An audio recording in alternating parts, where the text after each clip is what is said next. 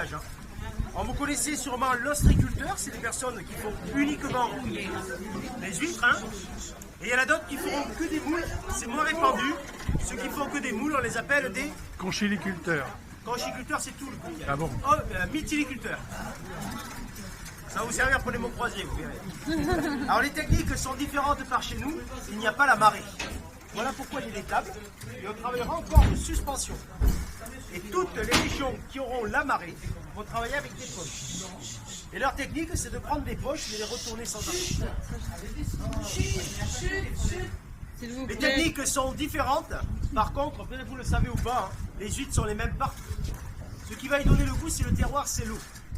Et cette huître creuse, c'est la même qu'Arcachon, Bretagne, Normandie, Canada, Irlande, jusqu'à l'Amérique de l'Est. Hein. Elle a été achetée en 1960 et elle vient du Japon. C'est la variété japonaise. Hein. À l'époque, il y en avait une autre qui était connue, qui était l'huître portugaise. Alors on n'y est plus, pour une simple raison, à force de les faire reproduire entre elles, les huîtres dégénèrent et ça crée de la mortalité. Actuellement, on est en plein dedans. La japonaise, vous avez 40 à 80% de mortalité. Donc il faut changer l'espèce. Les chercheurs l'avaient créé le 3e. Malheureusement, elle était mal située, elle était à Sendai. Et là-bas, vous avez le tsunami qui est passé. Et bien sûr, ils ont tout gardé là-bas, hein, avec la radioactivité qu'il y a. Alors mademoiselle, c'est une question à ce sujet. Tu demanderas à papa et à maman. Hein. Sinon, je t'expliquerai tout ce que tu veux. Les huîtres, c'est des animaux qui sont hermaphrodites. Hein. Bon courage. Et un cadeau. C'est comme les escargots. Comme les escargots. Et pourquoi les escargots?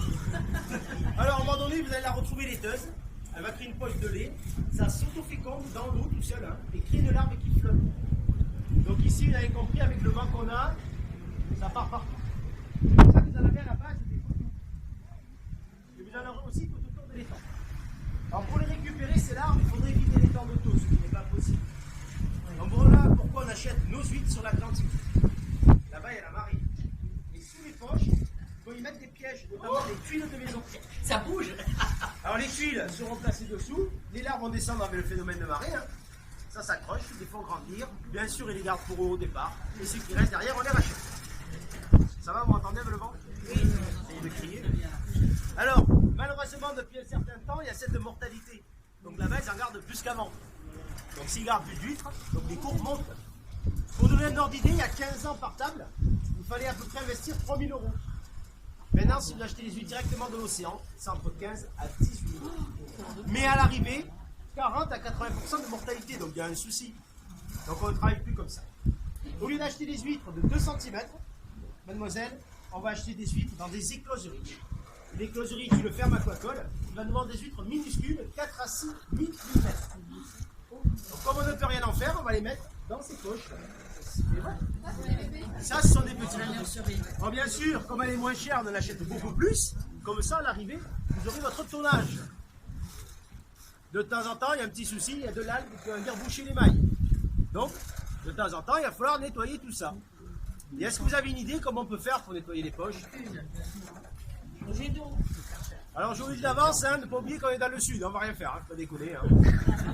On les sort de l'eau, on s'en va, le vent et le soleil sèchent les algues, quand c'est sec, on les replonge. Hein. Ça fait rien, au contraire. Là où il y a la marée, hein, imaginez-vous. On va aller voir quand même qu'elles ont bien poussé. Regardez. Alors, quand vous êtes nombreux, je vais vous en passer, madame. Regardez, vous pouvez en passer derrière, s'il vous plaît. Pour nous, hein. J'aime boire. Tenez, je vais passer à ma copine. Regarde, attrape-en une, Chloé. Passez-vous-les au fur et à mesure, hein, bien sûr, hein, de récupérer en passant. Hein. Vous avez vu un petit peu? Elles sont jolies, hein. Vous pouvez les caresser, elles sont tactiles aussi. Hein. Alors cette huître, qu'est-ce que c'est mimi? Si tu la gardes, elle va mourir. celui-là, c'est des petits, mais bon, gardez-la encore, madame. Il faut qu'elle vive, il faut qu'elle vive en maître. Regardez-moi, non, du tout. Quand on les achète, elles sont C'est fait. et elles ont 6 mois. C'est bon, j'en ai eu, merci. Quand on les achète, elles sont comme ça. D'après vous, il y a combien de temps qu'on l'a acheté, qu'on l'a mise dans la poche? 1 an, 2 ans raté, hein. Il y a 1 mois et 1 semaine. Ça grandit vite, hein, c'est pas partout, c'est ici. Pourquoi? Il y a une résurgence d'eau douce, ce qu'on a vu. Hein. L'eau apporte des minéraux et plus il fait chaud, plus ça donnera la couleur verte, le plancton, zooplancton. Un truc qu'on n'a pas à la marée. Et aussi, on n'a que 5 mètres en moyenne. Donc cette eau est plus chaude qu'en mer. Bon, bien sûr, l'été, ça sera 2 mois dans la poche et l'hiver, 6 mois. Alors, je prendrai toujours les chiffres plus hauts. 6 mois achetés, 6 mois dans la poche. Quelles vacances à quel âge?